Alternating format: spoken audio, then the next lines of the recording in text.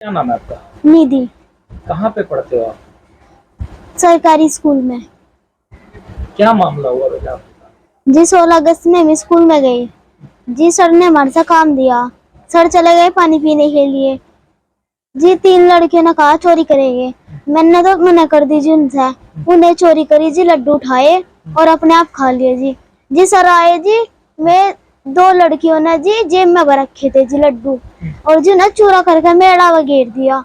और जी सर आए, सर ने बताया उन्हें कि इसने चोरी करी और लड्डू भी इसके पास ही है। उन्हें जी लड्डू मेरे अलावा रख दिए, मेरा नाम लगा दे जी। सर ने मेरा नीरे मारे और लात भी मारी। और जिन्हों कहा कि इस स्कूल में तेरा कोई काम नहीं, यहाँ से चली जा। और हमें नहीं चाहते ऐसी लड़की जो चोरी करे।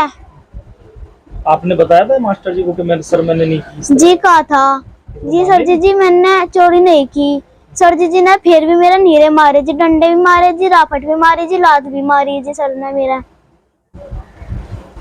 फिर आपने घर बताया इस बात को? हाँ जी, मेरे पापा जी आए थे जी। मैंने सच्ची कह के बताया जी, कान्हा जी की कसम मैंने कोई चोरी नहीं करी। पापा जी आपकी कसम, भाई की कसम, मैंने चोरी नहीं करी। मेरे पापा जी ने समझा रखा चोरी करना गलत बात। मैं उस दिन तक जी, आज लो मुझे अपनी जिंदगी में चोरी नहीं करी जी। सर ने मेरा झूठा इंजाम लगाया चोरी के उस पे। ठीक है। मेरा नाम जसबीर है जी। कहाँ के रहने वाले? गांव सालापुर, तहसील नकुड़, जिला सहारनपुर है जी। क्या मामला हुआ आपके साथ? मामला एक लड़की के साथ हो रहा है जी मेरी, जिसका नाम निधि है जी। मेरी कितने वर्ष की है? ये होगी जी 11-12 साल की। कौन सी क्लास में? 7वीं में पढ़ रही सर ये। तो मामला ये था सर, 15 अगस्त में प्रोग्राम हो जाओगे जी स्कूल में कुछ, और जी 16 तारीख में फिर जा रही है। और उसके बाद इस पर लड्डू चोरी का आरोप लगा रखा है मास्टर ने जी। तो मास्टर ने, मैं बुलवाया जी, फोन कराया मेरे पास। पहले तो लड़की का मारी जी लात लूत। चलो उस बात का मुझे जब तक पता नहीं लगा था जी, मैं वहां तक पहुंचा जी। मास्टर ने फोन कराया जी मेरे पास, अरे भाई यहाँ आ जा, तेरी लड़की हमें विद्यालय से निकाल दी, इसने चोरी कर ली। मैं जी यहाँ से भाग गया। मैं कहा भाई किसी का नुकसान क्या, तब बच्चों ने मिलकर ज्यादा कर दिया हो। तो मैं वहां तक पहुंचा जी स्कूल में। जाकर मास्टर जी से दुआ सलाम हुई जी। मास्टर जी से मुझे पूछा, मैं कहा मास्टर जी क्या मामला है, क्या चोरी होगी? इसने बताया मास्टर जी ने कि ने लड्डू चोरी कर ली 2-3 लड़की ने। मैं कहा जी मुझे तो इस बात में आपने बताया, मुझे नहीं पता जी। अब किसी ने मैं विद्यालय से निकाल लिया, इसके लिए कोई जगह नहीं है। मैं कहा मास्टर जी मेरी लड़की ने एक बार बुलवा दो, मुझे ऐसी शिक्षा नहीं दे रखी इनसे। मास्टर ने बुलवा ही नहीं हुआ। मैं खुद जाकर क्लास में तो बुला कर लिया।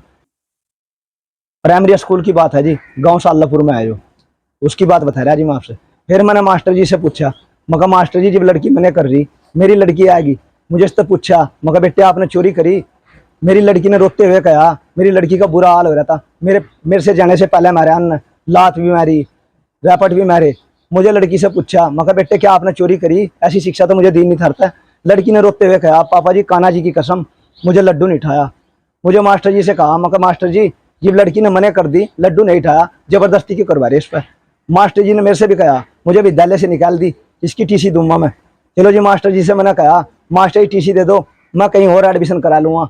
मास्टर जी ने कई दिन तक का झांसा दिया मेरे तक।